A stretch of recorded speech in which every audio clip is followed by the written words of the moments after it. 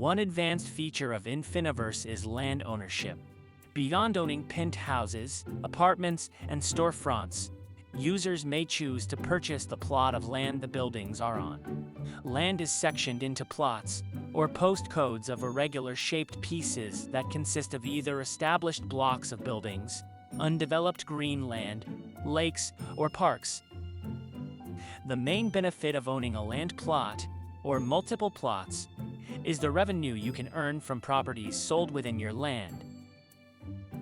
As soon as you become a landowner, you will start earning revenues from every property purchased on your land by other users.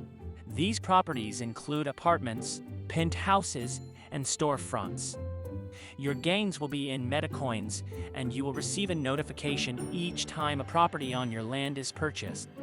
You will earn the following commission of the property price: 97.5% from all new properties, such as apartments, penthouses, and unregistered storefronts,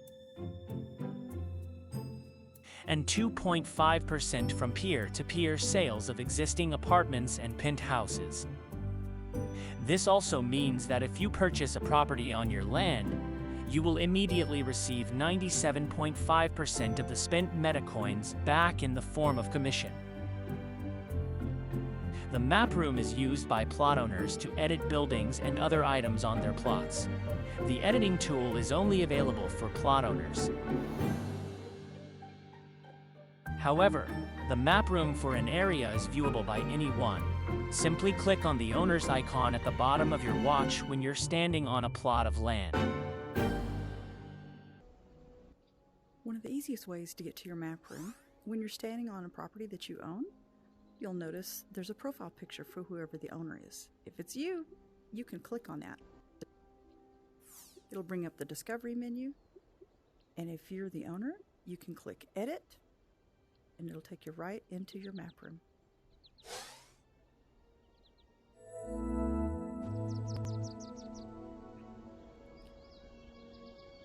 Here we are in our map room.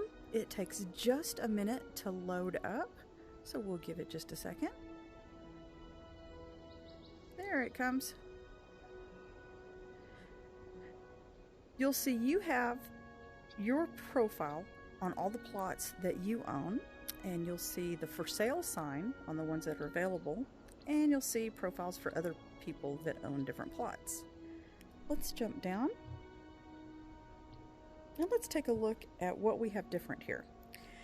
Here's my plot right here, and this one, and this one, and this one. Let's say I would like to make some modifications to this one right here. Now that you're in your map room, where the map was, you now have the editor icon. If you click on that, you'll first see 3 menu items across the top. This area will be this map room that will generate in just a minute. There it goes, where you'll see the same little representative icons for the owners and the for sale. These icons right here will lower and raise your map room floor. See how that works? Let me put it back down. Sometimes it's good to get it on a tabletop level. This is kind of fun. If you click on this, and then you'll notice you have an icon on your hand over here. You can jump into your world at human scale. So let's jump right here. Pull the trigger, and it will take you down. You notice you're still in your map room, but you're actually outside of your buildings where you wanted to go. And here you can just jump around and see. It's kind of a pseudo area. You can't really get into anything, but what you can do is see firsthand what it would look like when you're stamping something new. To get back out of, I like to call this Beetlejuice mode, you just click the button right here.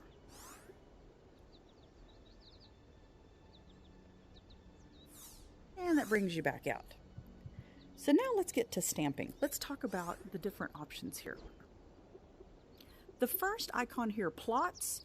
This is for if you have bought a blank plot, like a plot like this that does not have any streets or anything on it at all, then you have these options to stamp a plot. you can stamp an island, you can stamp a lake, and all of the prices in MetaCoins are reflected depending upon what kind of thing you want to stamp. If we go back, let's look at blocks. Blocks are for the individual, literally the blocks in your plot. So if I wanted to take away that teapot and put something else, I would come here to my blocks menu, and you can stamp buildings, you can stamp other little statues, asphalt. There's a lot of things on here, and mostly this is decorative stuff. But this is also where you would point to apartments if you wanted to put a new block of apartments and skyscrapers. So just read each one of these carefully. Let's say we wanted to stamp some apartments. We'll go with urban, which is a small block, very small block, 2 to 3 apartments. Click on that, and you'll notice on your hand here, you get that little icon. Now you've got some action going on here. So let's say we want to stamp one right there. Poop, there it is.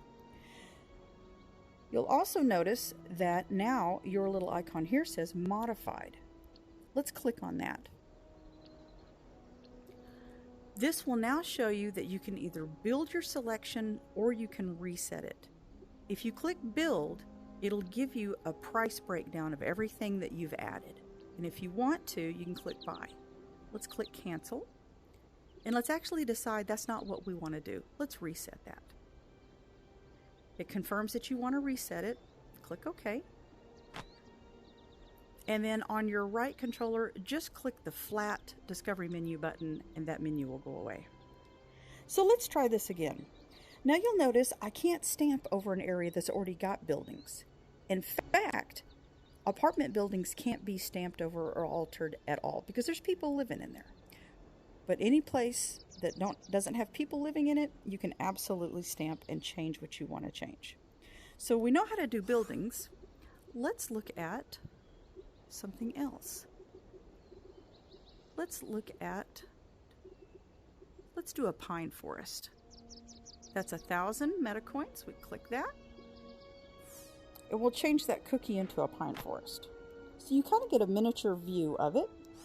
Let's go down into Beetlejuice mode and let's go look at it. I'm going to click that and I'm going to click where I want to be.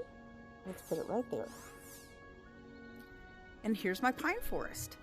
Now another cool thing is you can actually stamp from in here if you want to see. So let's go back to blocks. And let's say we changed our mind on the pine forest and we actually want a fountain. Now I'll give you a secret. There's more than one fountain in here. So watch this. You'll notice we have, let me click on fountains. When I point at my block, you'll see it says stamp fountains right there. My pointer won't work too well. When you pull your finger trigger, it will stamp a fountain. Now if I pull it again, we get a different fountain. Do it again, another fountain. So you can see where you can get different choices. And I've noticed it kind of stutters if you put it up there. So put it kind of out here on the base. You can keep stamping until you get exactly the one you want, and sometimes you'll even get a different direction. They may face a different direction. Come on, where's that? There we go. I like that one.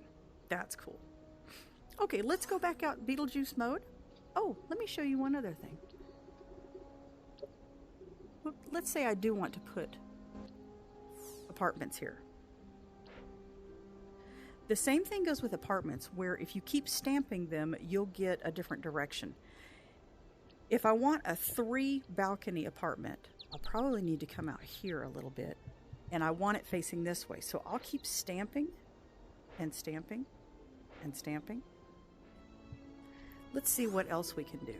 You can actually affect what is in a building by clicking on the buildings button. And this is for buildings that already exist down here.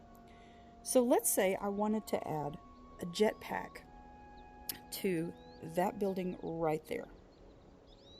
What I would do is I could either add a jetpack, a storefront, or look at the property info. Let's add a jetpack. I'll click it.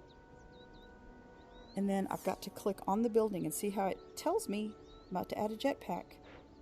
and I stamp it, I have the ability to remove it. So it's like a toggle. Let's scooch this up a little bit